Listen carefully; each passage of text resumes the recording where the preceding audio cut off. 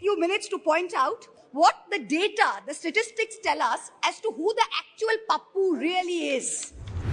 High net worth individuals are willing to pay up to $1 million to get citizenship of Portugal, of St. Kitts, of Greece. Is this the sign of a healthy economic environment, of a healthy tax environment? Who's the Pappu now? सवाल ये नहीं है कि बस्तियां किसने जलाई, सवाल यही है कि पागल के हाथ में माचिस किसने दी. राजकारणातल्या प्रत्येक महत्त्वाच्या अपडेटसाठी सरकारनामाला सबस्क्राइब करा आणि नोटिफिकेशनसाठी बेल आयकॉनला प्रेस करा. Honorable Speaker, sir, on behalf of my party, the All India Trinamool Congress, I rise to speak on the additional demand for grants 22-23. I begin by quoting the author Jonathan Swift. As the vilest writer has his readers, so the greatest liar has his believers. And it often happens that if a lie be believed for only 1 hour, it has done its work. Falsehood flies and truth comes limping after it. This government has us believe every February that this country's economy is going great guns. We are the fastest growing, most efficient global player. Everyone is getting employment. We're getting gas cylinders. We're getting electricity. We're getting pakka houses. This falsehood flies for about 8 to 10 months, and then the truth comes limping after it. And now we are in December, and the government says it needs another 3.26 lakh crores of additional funds over and above the budget estimate. The government and the ruling party coined the term Pappu. You use it to denigrate, to signify extreme incompetence. Let me use the next few minutes to point out what the data, the statistics tell us as to who the actual Pappu really is. NSO numbers were out yesterday. Industrial output has shrunk by 4% in October to a 26-month low. The manufacturing sector contracted 5.6%. Manufacturing is still the biggest generator of jobs. 17 of the industry sectors that make up the index of industrial production have recorded negative growth rates. Forex reserves have fallen by $72 billion in under a year. The Honorable Finance Minister yesterday during question hour mentioned how apparently 50% of FII inflows into emerging markets are coming into India. Wonderful.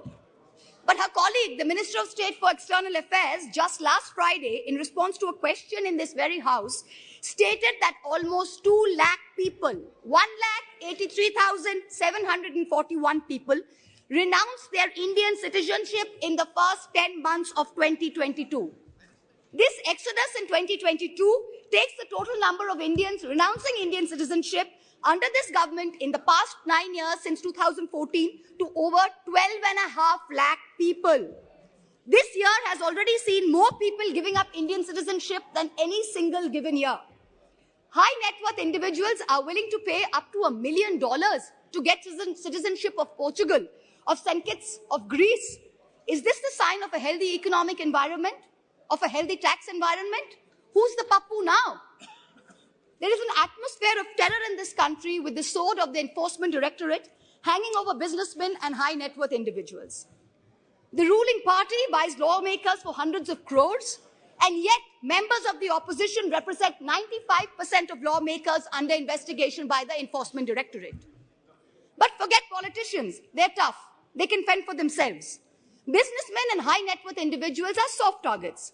In the monsoon session, in response to a query from my honorable colleague from the JDU, Mr. Rajiv Ranjan Singh, the Finance Ministry informed this House that in the past 17 years, the ED has opened 5,422 investigations under the PMLA, but has convicted only 23 people.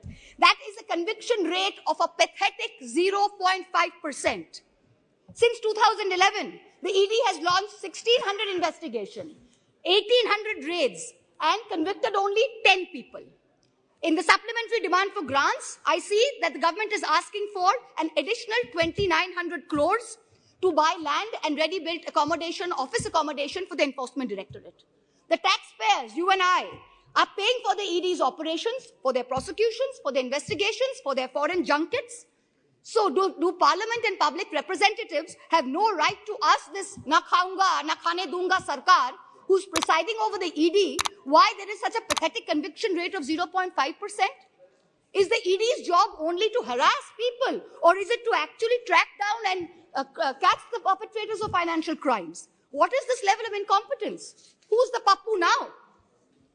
Members of the ruling party continue to spread falsehoods about the benefits of demonetization ad nauseum with no regard to the actual data.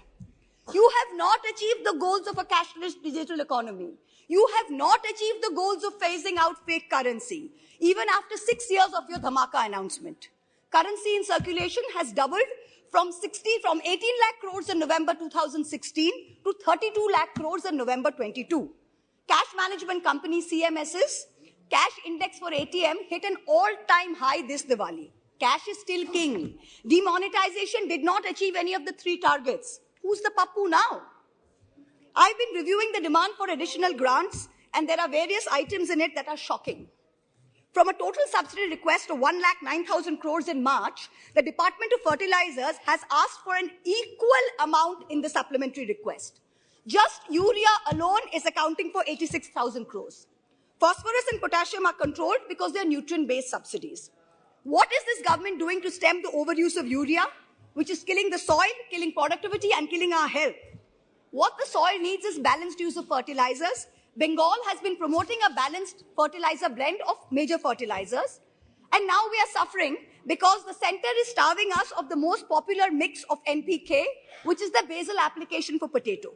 During November 22, Bengal asked for a certain amount, and only 33% of our demand for balanced fertilizers was met by the center. Most of the urea-based subsidy is going to GAIL, because GAIL supplies the maximum gas to the fertilizer sector. When are we going to see the much-promised reform and competition in this natural gas sector? When are we going to see the promised transmission system operator, the unbundling of GAIL? Is the government hiding and protecting GAIL under the garb of providing urea subsidies to people? Nearly 2,000 crores supplementary demand is for large industry, whereas only 233 crores is for the MSME sector. But the MSME sector accounts for 90% of jobs in the industrial sector. These are very distorted priorities. About 45,000 crores demand is for Manrega and other rural employment schemes. This is far too little, far too late. The rural sector accounts for nearly 2/3 of employment in this country. Field reports suggest that only a very small fraction of rural households are getting Manrega jobs. That too, not more than 30 to 40 days instead of the assured 100 days.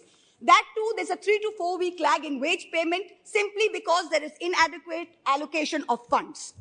There is also no supplementary demand for subsidized food delivery under PDS. There's an overall anti-poor bias in the supplementary demand for grants. BSNL is being provided, this is very interesting, BSNL is being provided a viability gap funding of 18,000 crores for rural wireline operations. Prima facie, I don't have a problem with this. But if the government of India wants to keep giving BSNL viability gap funding, it is also giving it free spectrum worth 30,000 crores. Then why not make BSNL free roaming rural for everybody? If I'm not a BSNL user, I'm an Airtel user. I am paying for BSNL's free spectrum. It is not only BSNL subscribers who are paying for it.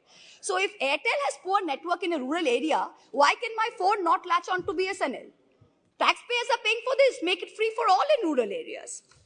The supplementary demand for grants will amount to an additional expenditure of about 4.36 lakh crores. This is going to raise the fiscal deficit above the target that you mentioned in the budget. So what is the government's additional revenue mobilization measures, especially non-tax revenue, that is going to make up the additional expenditure so we stay within the fiscal demand targets, fiscal deficit target? The Honorable Finance Minister yesterday stood in this house and she likened us, the opposition, to Videsh ka dushman. And she said, we have Jalan ka bhavna at India's growth. I stand here today to tell the Honorable Minister, wherever she may be, to tell this government, to tell this ruling party, that all of us here have given up our lives, our youth, our jibon, our jobon, as it were, to dedicate ourselves to the service of this great land, to the service of its people. We represent the farthest corners of this country, from Karimpur to Kutch, from Katgodam to Kasargod. It is our inalienable right to ask the questions of this government. It is our right to question your incompetence.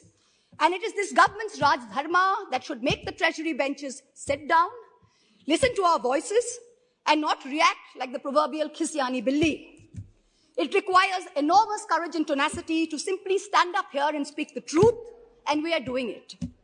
In contrast, the ruling party is moving from one incendiary issue to another, from the division of Bengal into North and South, to the Citizenship Amendment Bill, to releasing convicted lifetime murderers and rapists just before an election, to openly trying to challenge the judiciary into submission. You somehow keep hoping that you will scare India into submission and you will keep winning power term after term. But it's not working. You just went to election in 3 states. With all your might, with all your resources, you won in only 1. The president of the ruling party could not hold on to his own home state. Who's the pappu now? A certain honorable MP from the treasury benches, who's given to trespassing in high security zones, who goads us all with equal measure of falsehood and fake bravado, yesterday took cheap pot shots at my state, the state of Bengal, with false claims of diversion of Manrega funds.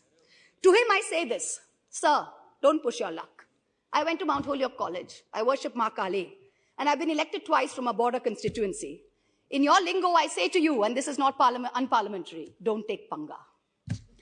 A certain Jari Booty Baba says publicly, he likes women in saris, shalwars, and also nothing at all. In the presence of the wife of a deputy chief minister of the ruling party, hand on heart, ask yourselves, had any opposition leader said anything remotely similar, you would have been baying for their blood. The ruling party does not denounce it. There is no outrage. A convicted murderer and rapist is publicly giving sermons while out on parole, and leaders of the ruling party are listening to it. You do not have the moral clarity to call out right from wrong. Who's the pappu now? People tell me to keep quiet, to make peace in the name of soft Hindutva. I am Hindu, but I refuse to play soft anything. What this country needs is an elected government which plays hard morality, hard legality, and hard economics. No soft anything. I urge this government and the finance minister to take control of the economy. And I urge the people of India to take control over who they give the reins of this country to. सवाल ये नहीं है कि बस्तियां किसने जलाई. सवाल यही है कि पागल के हाथ में माचिस किसने दी. This is a question that India needs to answer. Thank you very much. Jai Hind. राजकारणातील प्रत्येक अचूक बातमीचे सर्वात आधी अपडेट्स मिळवण्यासाठी सरकारनामाच्या सर्व सोशल मीडिया प्लॅटफॉर्मला लाईक, फॉलो आणि सबस्क्राइब करा. तसंच सर्व नोटिफिकेशनसाठी बेल आयकॉन प्रेस करायला विसरू नका.